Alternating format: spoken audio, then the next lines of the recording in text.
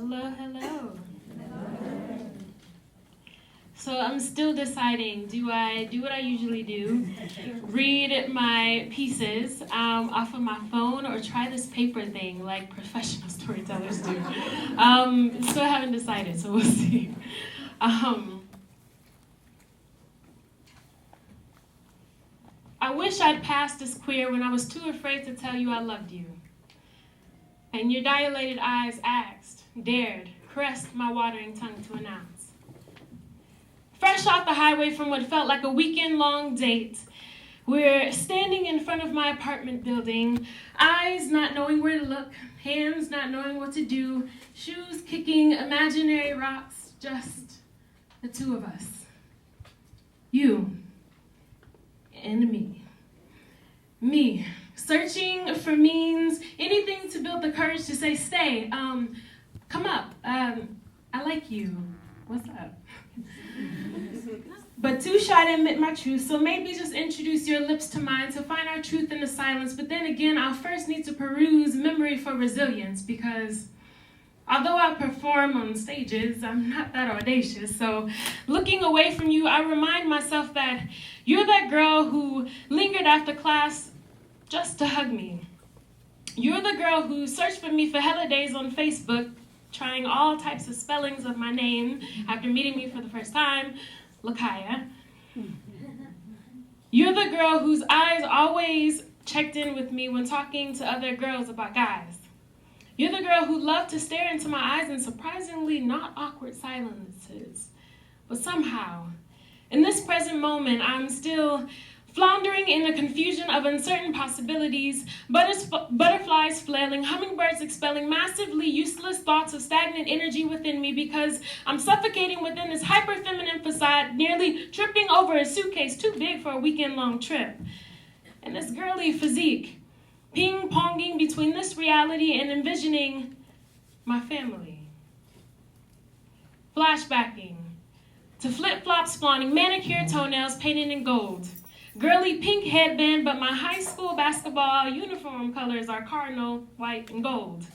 Completely unaware, I'm sold out to these hella hetero expectations, and gender sexuality collapse at play. Muscle memory is fully engaged, so my daily disguise, the inner me to survive performance, is well underway. See, I have to reassure my parents and their parents. I have to prove their Christian daughter isn't floundering. Contemplating nothing romantic in this present moment for the sake of passing picture perfect for absent parents, while you stand angelic right in front of me. Waiting with open heart, slightly agape mouth, and those effing sexy eyes, you stand patiently. Stopping time and making space for me to part ways with my closeted stays, you wait for me. Anxiously listening for confessions I never speak, in full view of the passing cars in that church across the street, you wait for me. Just like you waited for me 2 days ago when our truckload of friends arrived in Toronto. Unload the luggage, hotel key and door, 2 friends step out, and for the first time, it's just the 2 of us. We can share this bed, Lakhiyia. You tap on the spot on the bed next to you, apparently wanting action, but I could barely form a sentence, let alone make a decision. My mind could only think in a constant rotation of, huh, oh, huh, oh, what's happening in my body right now?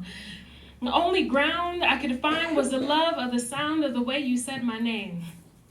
It always slid off your tongue like teeth, pulling a lavender lace garter down the inner contour of a newly wetted thigh.